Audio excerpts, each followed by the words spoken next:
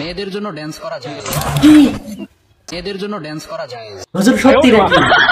ভাবছিলাম বিয়ের পরে বউকে ড্যান্স করাবো, আপনি তো ফতোয়া দিয়ে দিয়েছেন ড্যান্স করা যায়। নোরা ফাতিহি মার্কা ড্যান্স করা যাবে না। ও, নোরাভাতি ড্যান্স করা যাবে না, তাহলে কি ড্যান্স করা যাবে? ক্যাটরিনা কাইফের মতো, পরিমনির মতো, रुको जरा, বলিউড আইটেম গার্লের মতো। ও সত্যি নাকি? পরিমনির মতো ড্যান্স করলে হবে না? তাহলে হুজুর ভালোভাবে আমাদেরকে বুঝিয়ে বলুন। नाउजुबिल्लाह बोलবেন না। অথবা টিকটকের থার্ড ক্লাস মেয়েদের মতো ড্যান্স করা যাবে। তাহলে হুজুর আমাদেরকে তো মুসিবতে রাখছেন, তাহলে তাড়াতাড়ি বলে দেন কার মতো ড্যান্স করা যাবে। মেয়েরা চাইলে নিজেরা শালীনতার সাথে নিজেদের মধ্যে ড্যান্স করতে পারে, এটা জায়েজ। ও আচ্ছা, পাইছি। তাহলে মেয়েরা নিজেদের মতো ড্যান্স করতে পারবে, তাহলে একটা ফতোয়া পেয়ে গেলাম। চাইলে হাজবেন্ডের সামনে ড্যান্স করতে পারে। আচ্ছা, তাহলে স্বামীর সামনে ড্যান্স করতে পারবে? আচ্ছা হুজুর, আমাকে একটা কথা বলেন তো, ড্যান্স করলে কিন্তু গানের তাল মিলাতে হবে, তাহলে সেই ড্যান্স হবে, তাছাড়া ড্যান্স হবে না। গান ছাড়া বাজনা ছাড়া কি ড্যান্স করা যায়? তবে বয়ফ্রেন্ডের সামনে কিন্তু আবার ড্যান্স করা যাবে না।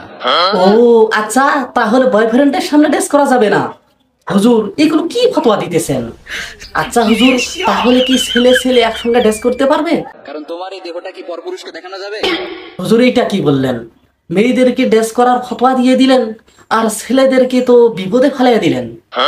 হুজুর আমাদেরকেও একটা ফতোয়া দিয়ে দেন। হুজুর আপনি কি ফতোয়া দিয়ে দিলেন?